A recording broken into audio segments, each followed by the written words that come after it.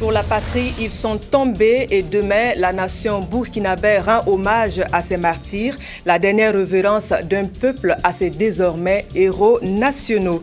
Journée mondiale contre le sida, à l'image du monde entier, le Burkina crie haro sur la pandémie. Cette année, la célébration attire l'attention sur la situation de la jeunesse face à la maladie. Et puis, dans le concert mondial de la francophonie, la voix du Burkina a résonné, une voix pour réclamer une meilleure place pour les jeunes et les femmes dans le processus de développement.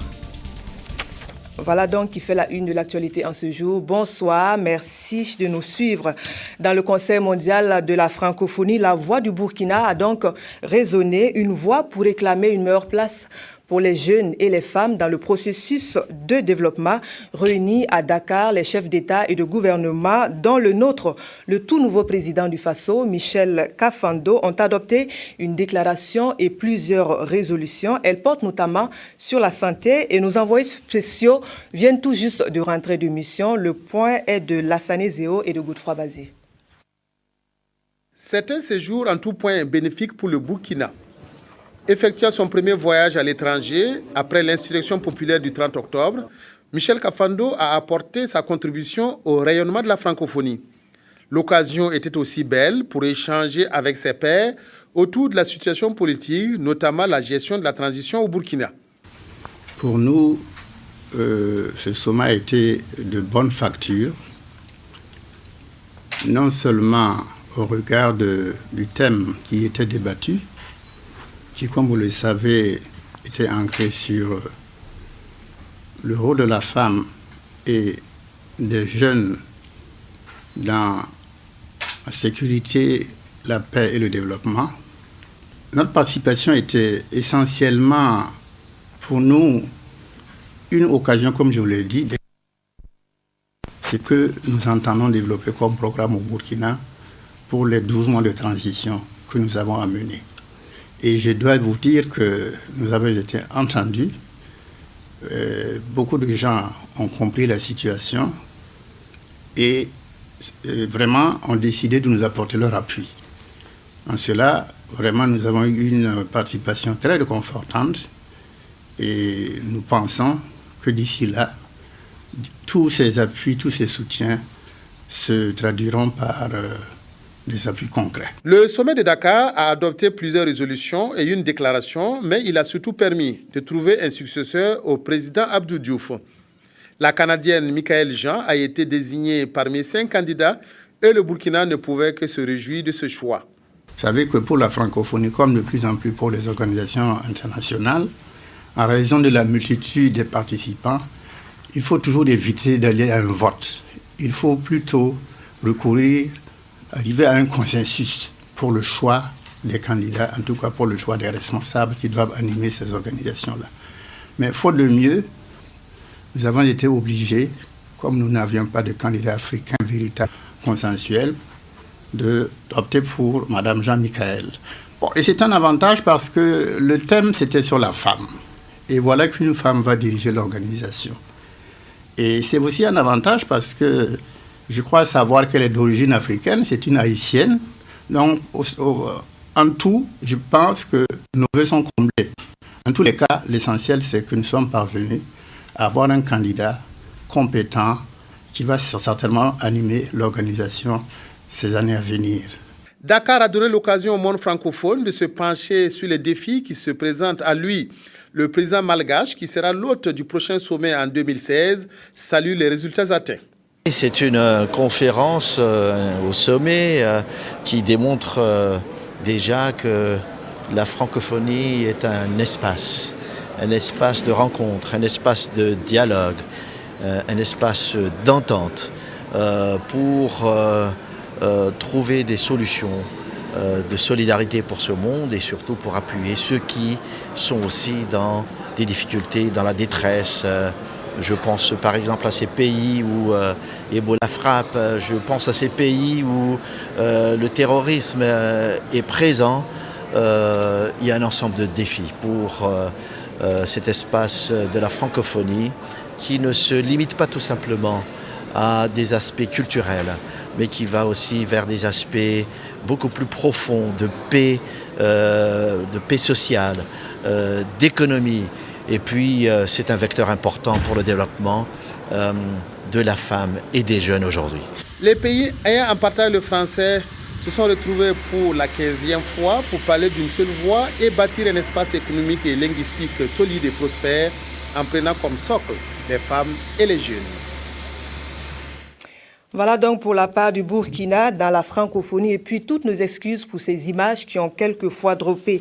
Revenons chez nous pour parler de cette date, le 1er décembre, un jour qui compte dans le calendrier de la lutte contre la pandémie du VIH-Sida. Vous le savez, c'est cette date qui est retenue comme journée mondiale contre le mal. Au plan de notre pays, la journée a été célébrée et c'est précisément Houndé dans le Tui qui a été le porte-voix du FASO pour relayer le slogan 3x0. On en voit les détails avec Ali Traoré. Le monde entier célèbre ce jour, 1er décembre 2014, la journée mondiale de lutte contre le VIH-Sida et les infections sexuellement transmissibles.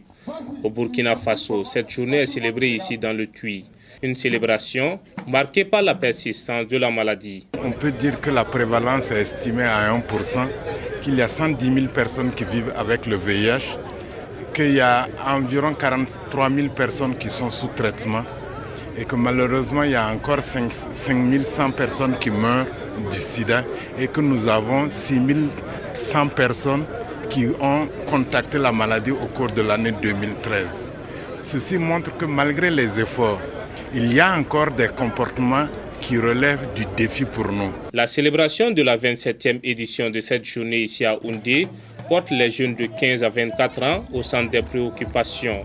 Ce cadre de concertation est donc une occasion pour les différents acteurs de mettre en place des stratégies afin de relever les défis du moment. Les jeunes, c'est des cibles qui se renouvellent et on les retrouve un peu partout. Donc il faut orienter des interventions dans les écoles, orienter des interventions vers les jeunes qui sont hors du système scolaire et également orienter les interventions vers les jeunes ruraux. Aujourd'hui, c'est une journée importante parce que c'est une journée où on se souvient de ceux qui sont morts du sida, mais on se mobilise aussi pour nous assurer que nous aurons zéro nouveau décès, zéro nouvelles infections, nous assurer que le sida ne continuera pas à décimer nos pays. Les autorités de la région des Hauts-Bassins qui accordent une attention particulière à cette lutte ont saisi cette occasion pour lancer un appel à toute la population. Et surtout à la frange jeune de redoubler d'efforts dans la lutte contre le VIH. Parce que le thème, c'est taux de prévalence zéro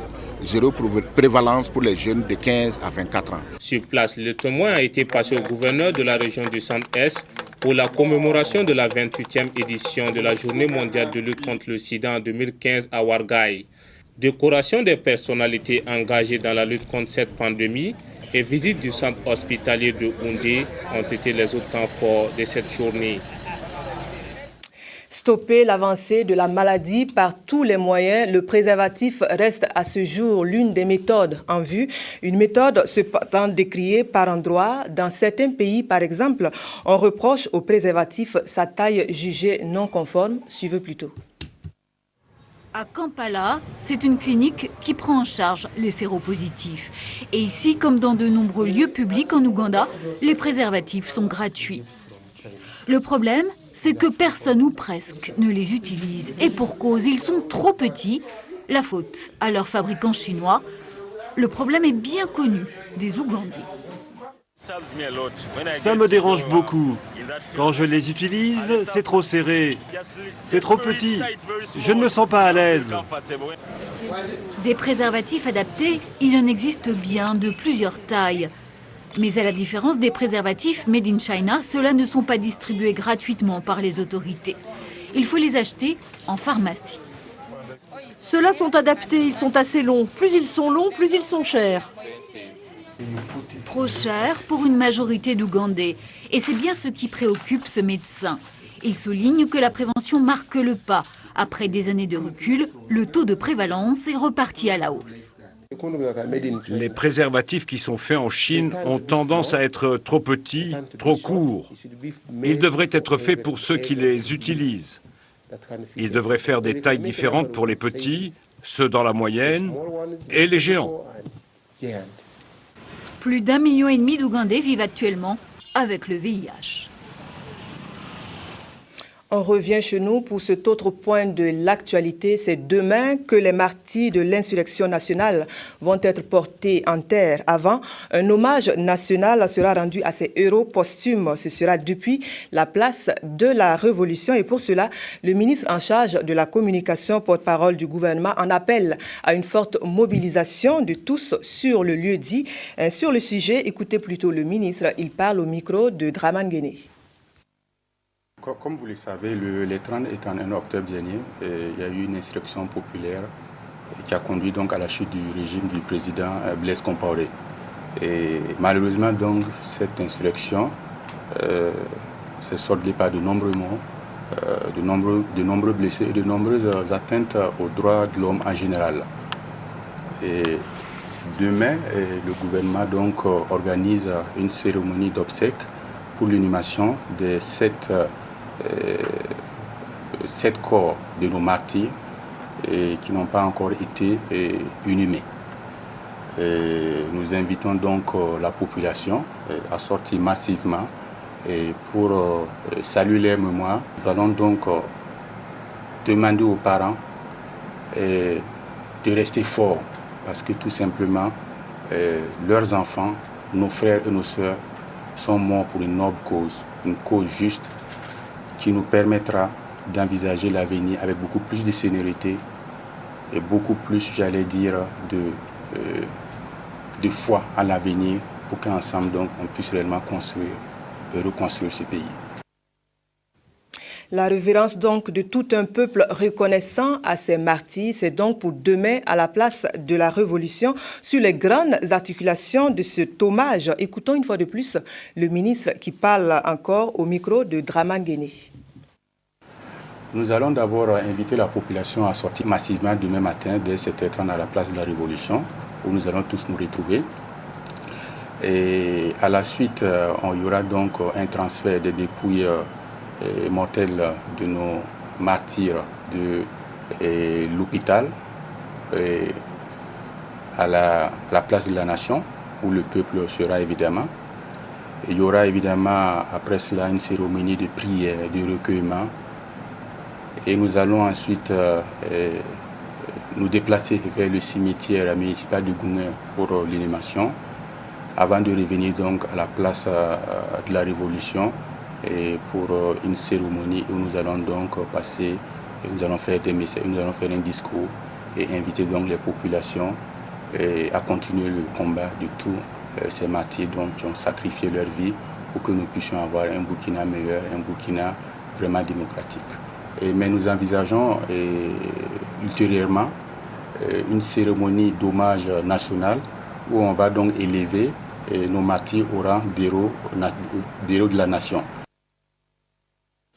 Le ministre de la Communication, porte-parole du gouvernement sur la cérémonie d'hommage aux martyrs, un moment à marquer. Ce sera donc pour demain sur la place de la Révolution. Et puis, qu'en pense le citoyen lambda de cette cérémonie? Eh bien, nous avons tendu notre micro à quelques passants. Plus d'un salue l'initiative, sans compter les voix qui appellent à plus de soutien aux familles éplorées. On écoute ces propos au micro de Amandine Lalsaga.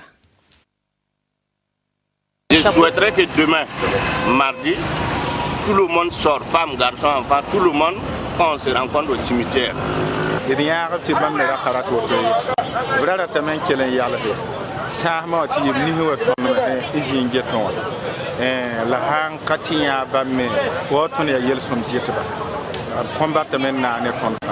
Ces martyrs représentent aujourd'hui le pilier du changement même du Burkina Faso.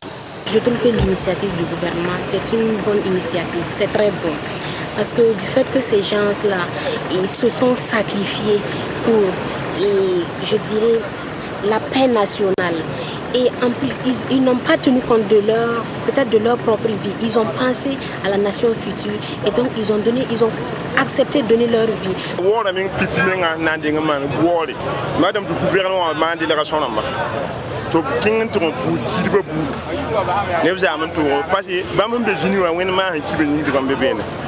Ces enfants-là sont tombés pour une juste cause, à savoir qu'ils espèrent, en allant à la place de la Révolution et ailleurs où ils ont perdu la vie, ils espéraient avoir un lendemain meilleur par une démocratie plus accrue, plus responsable, qui allait leur permettre peut-être d'avoir plus de travail, d'avoir plus de bonheur. Et ils sont tombés pour cette cause-là. C'est normal que la nation leur rende hommage. Je pense qu'un dédommagement est bon. Et en plus de ça, si on peut inscrire leur nom au niveau du monument des martyrs, ce serait encore meilleur. Et je voudrais aussi attirer l'attention qu'il ne faudrait pas que les gens pensent surtout sur l'argent, mais qu'ils voient le geste qui est fait. Il suffit seulement d'avoir une pensée pour eux. Et de contribuer d'une façon, on ne les oublie pas. S'il y a anniversaire, qu'on puisse quand même célébrer ces anniversaires-là en leur. Voilà, un sentiment presque unanime d'un peuple pour ces martyrs. Et puis, sur le sujet toujours, ce communiqué pour continuer suite à l'insurrection populaire des journées des 30 et 31 octobre 2014, la Direction générale du protocole d'État informe la population et les personnalités que les obsèques des 7 martyrs de la Révolution auront lieu le mardi 2 décembre, demain donc, à la place de la Révolution à 9h, suivi de l'inhumation au cimetière de Gunguin, précisément au carré des martyrs. C'est un communiqué signé le directeur général du protocole d'État, l'ambassadeur Gilles Séraphin Bayala. Je précise que l'heure limite d'arrivée est fixée à 8h30.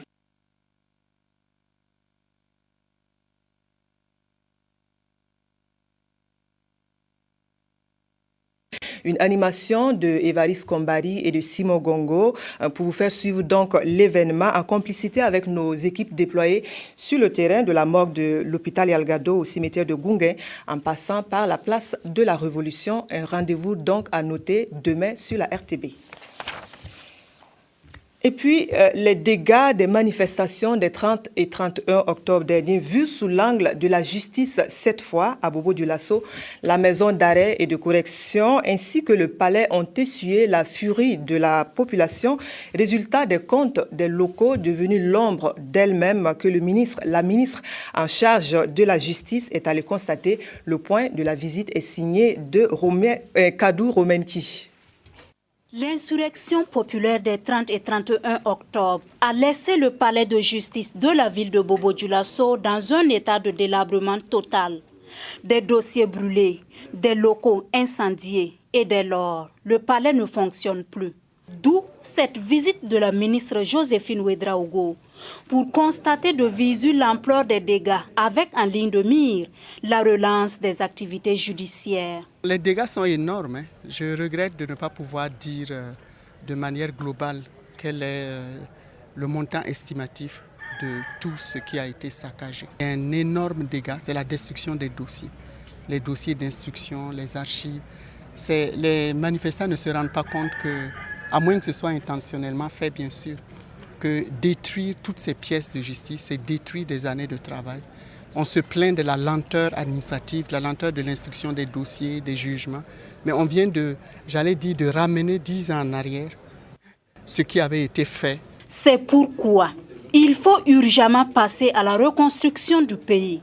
Toute chose qui passe nécessairement par l'instauration d'un climat socio-politique apaisé. Et Joséphine Ouédraogo saisit l'occasion pour appeler les uns et les autres à savoir raison garder et se mettre ensemble au travail pour le développement du pays. Je crois qu'il faut arrêter les violences. Il faut construire le dialogue. Il faut un climat d'apaisement. Mais si on continue les violences, on va saper le minimum de plateformes, de paix dont nous avons besoin pour pouvoir construire ensemble notre pays. Tous ceux qui ont des raisons, fondées ou non, de continuer d'être fâchés, d'être en colère, vraiment je leur demande de s'apaiser. En attendant de trouver une solution pour la réhabilitation du palais de justice de Bobo-Dioulasso, les bureaux seront désormais délocalisés ici pour permettre la continuité du service. La ministre s'est également rendue à la maison d'arrêt et de correction de Bobo-Dioulasso pour s'imprégner des conditions dans lesquelles les prisonniers sont détenus. Autre point de l'actualité, la fête du 11 décembre se prépare. Dédougou sera-t-elle prête pour le jour dit? Oui, selon les estimations qui donnent la note de 9 sur 10 à l'avancée des travaux. Un constat qui satisfait le Premier ministre qui s'est rendu sur la place. Le point est de Adama Sayon. À 11 jours de la célébration du 54e anniversaire de l'indépendance du Burkina Faso, le Premier ministre Yacouba Isaac Zida prend les nouvelles des différents chantiers. À la Cité des Forces Vives, sur les 310 parcelles attribuées, 10 n'ont pas été mises en valeur et 3 sont au stade des fondations. 100 villas sont au stade des grosses œuvres et les 197 autres sont en cours de finition. Avec ses 1200 places réparties entre la tribune officielle et la tribune solaire, le stade régional est pratiquement achevé. Plus de 96% des travaux ont été réalisés. Le chef du gouvernement a également visité la salle polyvalente. L'infrastructure, qui a coûté plus d'1,7 milliard de francs CFA, est fin prête. Le taux d'exécution des travaux est estimé à 97%. Et c'est sur des voies déjà bitumées à l'intérieur de la ville de Dédougou que le Premier ministre s'est rendu au pied-à-terre du chef de l'État. Nous pouvons dire qu'en tout cas les infrastructures qui ont été prévues ont été entièrement réalisées. Nous tirons donc notre chapeau aux populations de Dédougou. Nous félicitons donc les entrepreneurs qui se sont mis véritablement à la tâche et nous appelons les uns et les autres à se mobiliser véritablement pour la réussite de cette fête-là. Parce que l'État, pour sa part, en tout cas, a mis tout en œuvre, les moyens ont été débloqués, tout est fin prêt pour cette fête que d'aucuns croyaient au départ allait être un 11 décembre au rabais, eu égard à la situation que nous avons connue les 30 et 31 octobre. Mais je dois dire que notre souhait, c'est de voir les Burkinabés célébrer ce 11 décembre parce que c'est la première fête de l'indépendance après insurrection.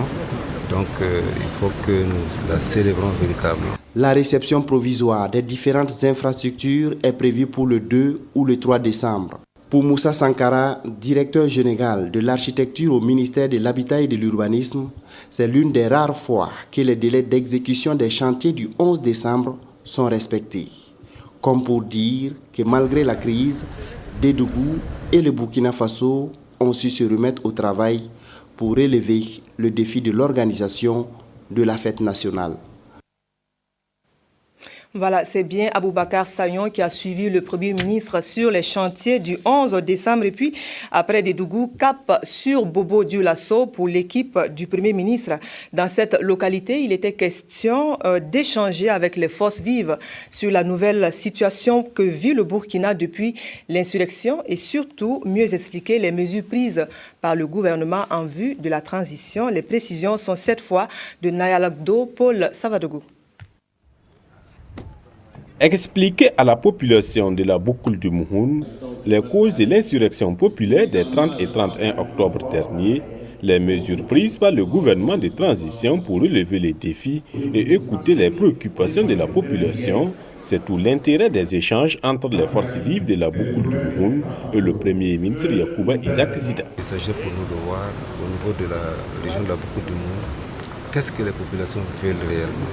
Donc nous avons pu recenser un certain nombre de préoccupations. Nous allons, avec l'ensemble du gouvernement, voir quelles sont les solutions que nous pouvons apporter à ces préoccupations. En se réjouissant du maintien des festivités du 11 décembre prochain à Dédougou, le gouverneur de la région de la Boukoul du Mouhoun a salué la gestion de la crise par le gouvernement. Vous exprimez toute notre admiration pour votre sens élevé de la cause nationale, votre sens de responsabilité de justice sociale, valeurs qui ont prévalu dans la gestion de la crise qui a épargné notre cher pays.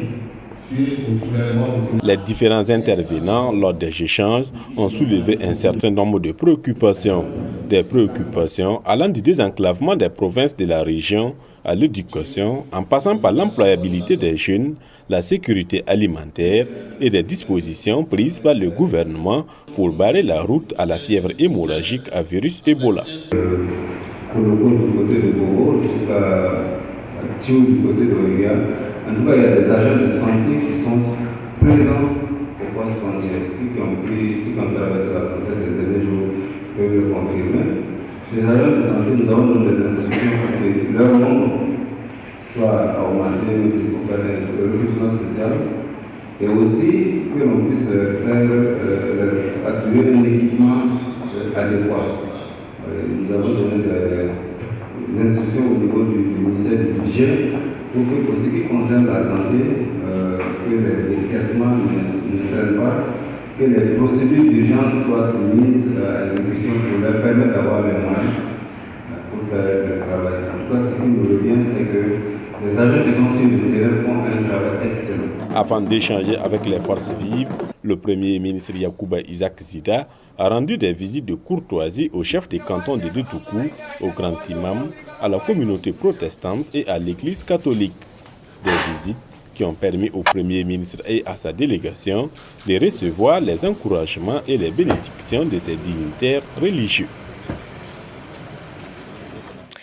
En politique, c'est une équipe relookée qui va conduire le parti de feu, le professeur Joseph Kizerbo, pour les prochains défis électoraux. Le PDP-PS, parti d'obédience socialiste, vient de faire le toilettage lors de son dernier congrès tenu ce week-end même à Ouagadougou sur les raisons du remaniement et surtout sur la suite à donner les précisions de Karim Patrick Namouanou. Voici le nouveau bureau du Parti pour la démocratie et le progrès, Parti socialiste, PDP-PS, élu après l'exclusion de Djemtchoge Théophile, ex-président, de Fatimata Kendrebego, ex-vice-présidente, et de Samuel Somda, ex-secrétaire général. Ils auraient reçu de l'argent moyennant l'affiliation du PDP-PS au MPP.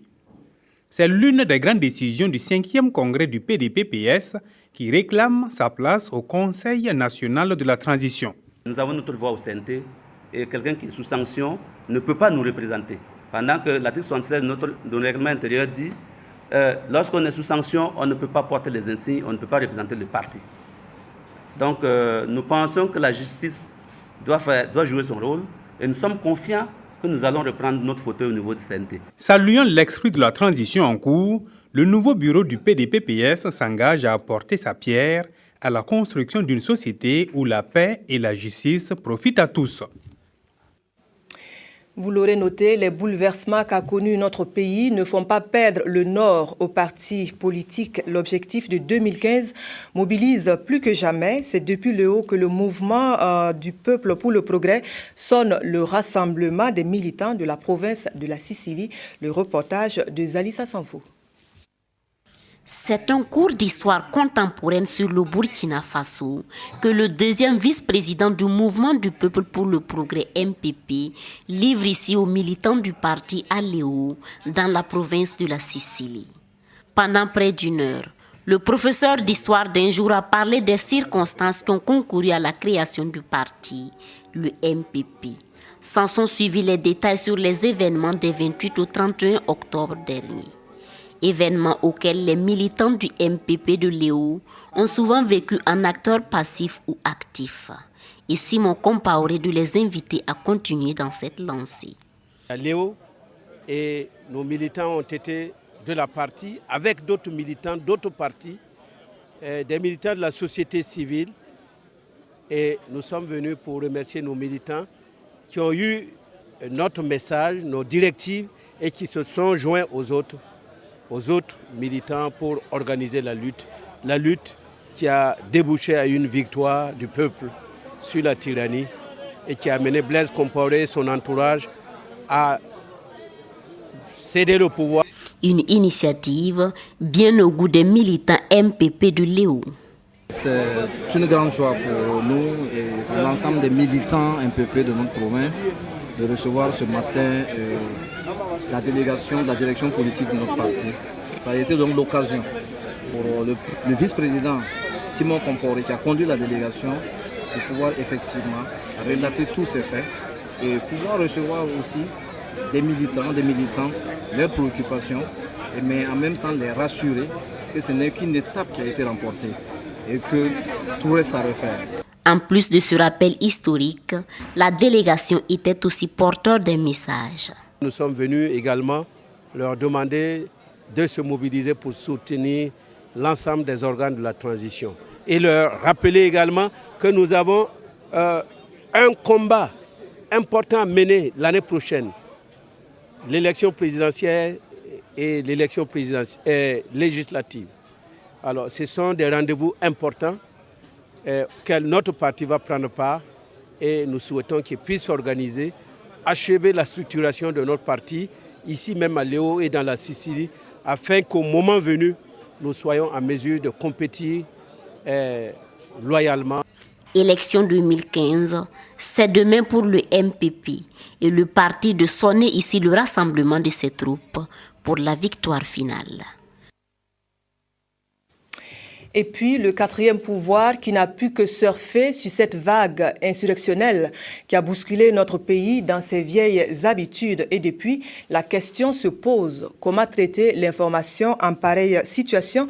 Eh bien, le tout tient dans la maîtrise de la sacro-sainte règle de l'objectivité. Comme nous le rappelle cette séance de formation, la rencontre a réuni une vingtaine d'hommes de médias sous la dictée de l'Agence française de médias de coopération et de l'Union nationale de l'audiovisuel libre du Faso, Éléonore Ouedraogo Yerbanga. Un traitement de l'information politique citoyenne aux prochaines élections dans 5 pays d'Afrique. C'est l'ambition de l'Union nationale de l'audiovisuel libre au Faso et de l'Agence française de coopération média à travers son projet Élections, médias et citoyenneté, dont la mise en œuvre débute par cette formation en journalisme politique. Le Burkina Faso, le Bénin, la Côte d'Ivoire, le Niger et la République démocratique du Congo prennent part à cette première rencontre qui entend spécialiser ses formateurs dans le traitement de l'information politique. Dans le cadre de prochaines élections, échéances électorales, ça nous paraît important que ces formateurs que nous avons réunis aujourd'hui puissent à leur tour transmettre les bases du journalisme citoyen à leurs confrères dans leurs pays respectifs. L'idée est de favoriser un traitement citoyen du politique, assez éloigné de la politique politicienne, telle qu'on a l'habitude de la voir dans les médias, à la fois en Afrique, mais aussi bien sûr en France. Sortant d'une crise où les gens se sont exprimés de façon magistrale, donc, et la presse aussi a joué un rôle qu'elle n'avait jamais joué jusque-là. Alors nous avons pensé que c'était à propos qu'une formation vienne capitaliser tout cela et vulgariser de façon que l'on puisse continuer davantage dans le rôle qui est le nôtre. En 20 jours, le formateur devra partager avec les hommes de médias son expérience sur divers thèmes liés à la fonction. Cette formation sera donc articulée autour de plusieurs thématiques, sur le rôle majeur des médias en démocratie, sur les différentes manières de traiter l'actualité sociale, économique, liée à la santé, à l'environnement et à ces questions-là, à l'économie solidaire. Les techniques d'interview, les règles déontologiques des journalistes, car si les journalistes ont des droits, ils ont aussi des devoirs. Des techniques comme les interviews téléphoniques, l'animation de débats politiques, les émissions interactives avec les citoyens qui sont toujours très intéressantes pour mesurer la température aussi et les attentes de la population. La formation qui intervient dans un contexte de préparation des élections de novembre 2015 vient en appui au Conseil supérieur de la communication qui apprécie l'initiative. C'est une initiative qui vient en complément des efforts que le Conseil supérieur de la communication déploie et est appelé à déployer davantage sur le terrain en matière de formation et d'encadrement des journalistes dans le cadre de l'expression d'une presse libre et plurielle. La formation va lier théorie et pratique avec des exercices et des témoignages de responsables de médias. Le constat est alarmant. L'espace UEMOA manque cruellement d'archives audiovisuelles. Les quelques tentatives pour y remédier se sont soldées par des demi-échecs. Or, le passage au tout numérique, c'est dans 6 mois et ne va pas se contenter de l'à peu près. Face à l'urgence, la Commission joue le tout pour le tout, rendre obligatoire la conservation des documents audiovisuels sur tout l'espace. Le reportage de Jacques Lamissa Tarpaga. La mémoire audiovisuelle des pays de l'UEMOA est presque inexistante, à l'image de nombreux autres États du continent. La Commission trouve la solution dans l'adoption d'une directive sur le dépôt légal des documents audiovisuels. La démarche est soutenue par l'Organisation internationale de la francophonie. Le dépôt légal audiovisuel, ça consiste à faire obligation aux professionnels, aux chaînes, aux télévisions, aux radios, de déposer auprès d'une structure qui va les conserver, les programmes diffusés. Alors c'est un enjeu très important parce que c'est ça qui donne des garanties sur la conservation de la mémoire audiovisuelle. Les experts présents à Ouagadougou vont travailler pendant 3 jours pour peaufiner le document. L'Union économique et monétaire ouest-africaine prévoit dans cette directive des actions à mener. Nous envisageons au niveau de la sous-région d'avoir un centre où nous pourrons de temps en temps retrouver nos images comme nous le faisons aujourd'hui. La plupart de nos États se réfèrent à l'Institut national de l'audiovisuel aujourd'hui en France pour avoir leurs propres images. Alors nous pensons qu'il est nécessaire d'avoir notre propre documentation dans notre espace de manière à pouvoir les exploiter en temps opportun. Ce projet de l'UEMOA vient au moment où le passage au numérique est imminent pour les télévisions de nombreux pays africains. C'est une aubaine car cette transition va faciliter l'archivage et la sauvegarde des documents audiovisuels. Les efforts pour l'enrayer n'y font rien. Elle tient cyniquement la tête du peloton des plus grands tueurs dans le monde. La faim, cette faucheuse, sévit même en dehors des crises alimentaires. Érigée année mondiale de l'agriculture, 2014 s'achève cependant sans avoir vu de résultats à la hauteur de son ambition. À présent, les tenants de la lutte pensent inverser la tendance en donnant plus de place à la société civile dans les sphères de décision. Sur le sujet, le reportage de Yolande Lompo. La faim demeure la première cause de décès dans le monde et Miserere, l'une des organisations allemandes, est convaincue qu'il est urgent d'agir. Au plan international, 2014 a été déclarée année internationale de l'agriculture familiale et pour les 3 années à venir, Miserere envisage de mettre un accent particulier sur les régions mondiales que sont l'Amazonie en Amérique du Sud, le continent indien en Asie et le Sahel en Afrique de l'Ouest.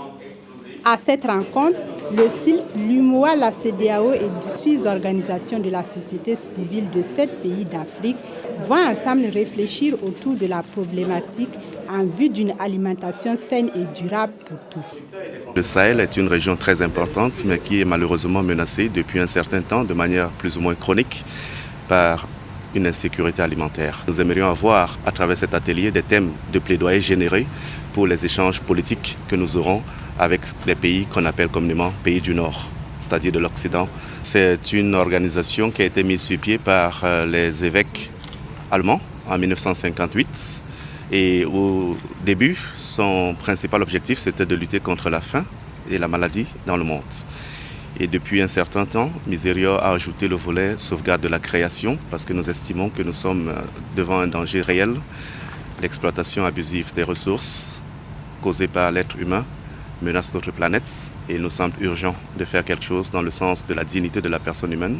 La productivité des exploitations familiales et leur capacité d'innovation ainsi que le rôle du secteur agroalimentaire seront également au cœur des échanges. Et puis de l'énergie en plus pour booster la recherche au Faso. L'une des unités du CNRST, plus précisément l'Institut de recherche en sciences appliquées et technologiques, vient d'être dotée d'une centrale photovoltaïque.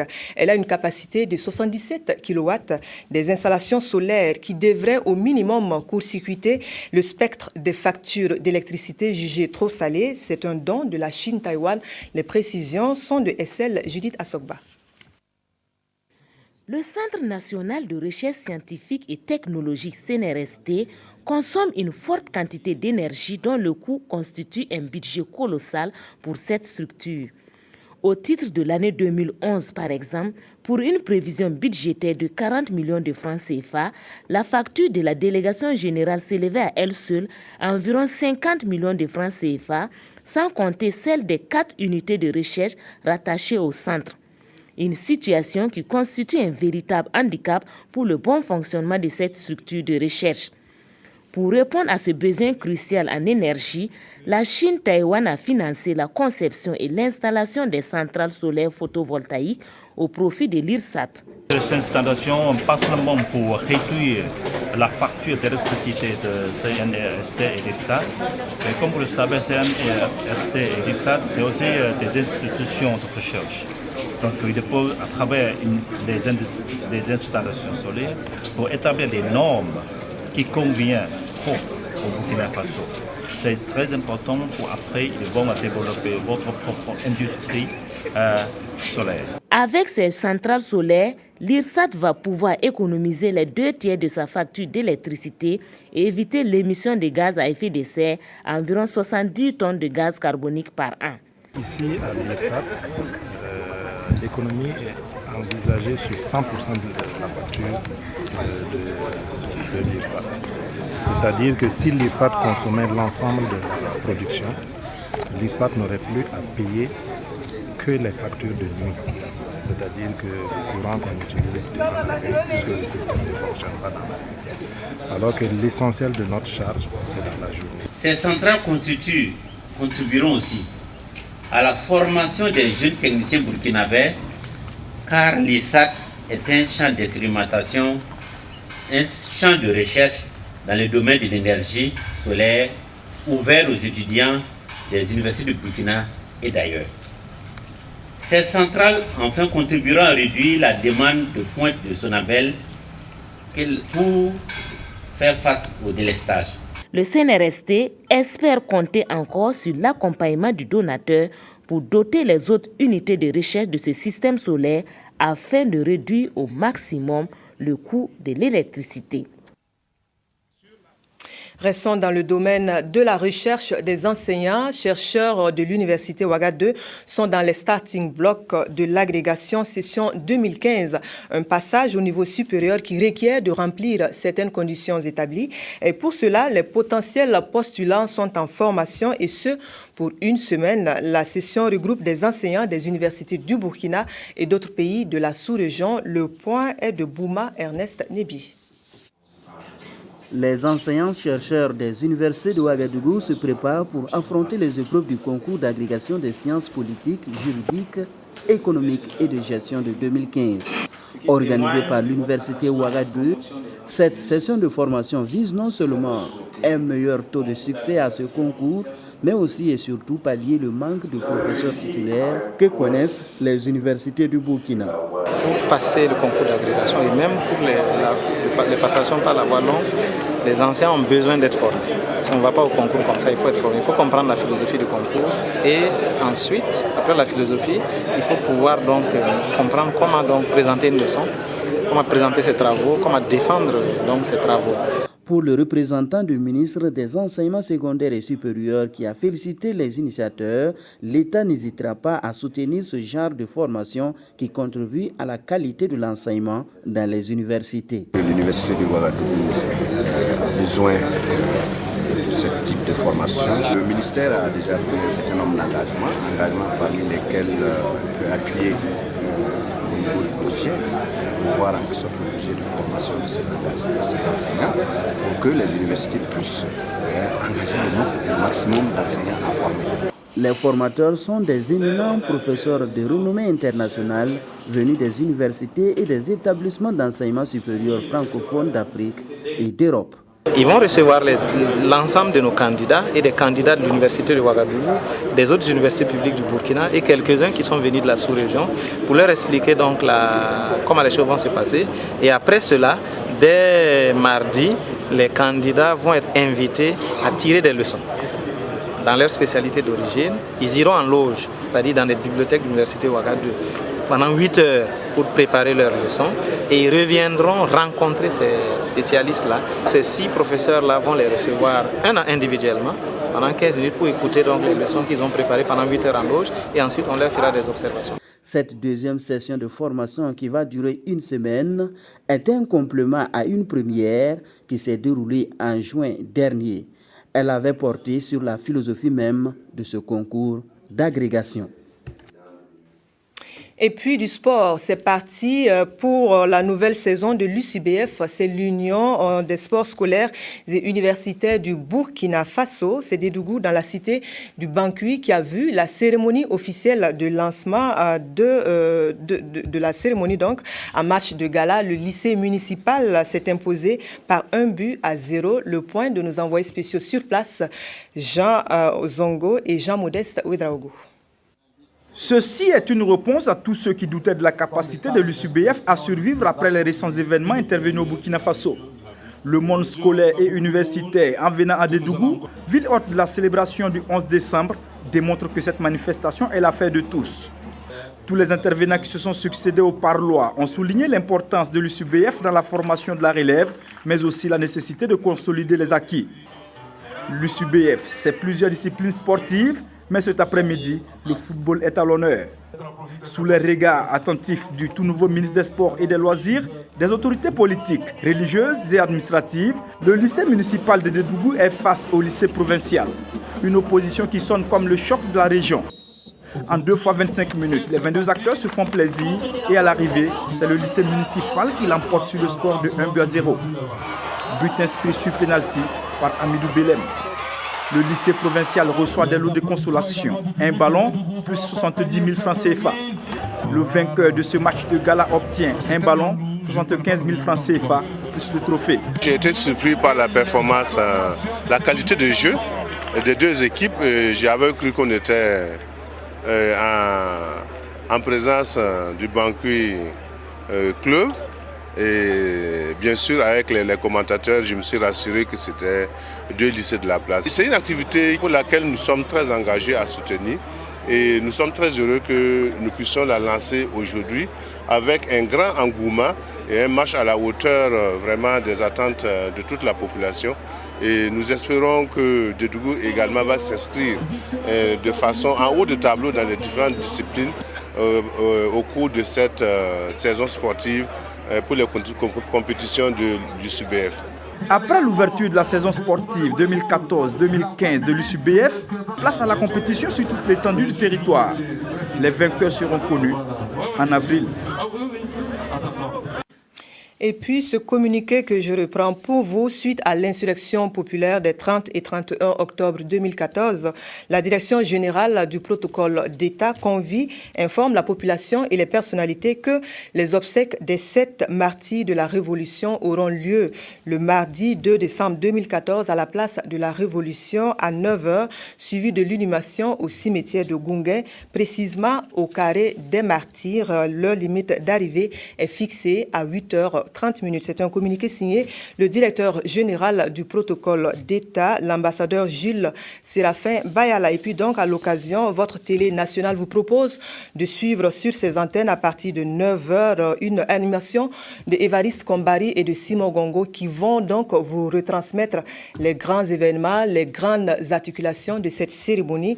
Et ce sera en complicité avec nos équipes déployées sur tout le terrain et puis de la morgue de l'hôpital Algado donc au cimetière de Goungué en passant par la place de la Nation.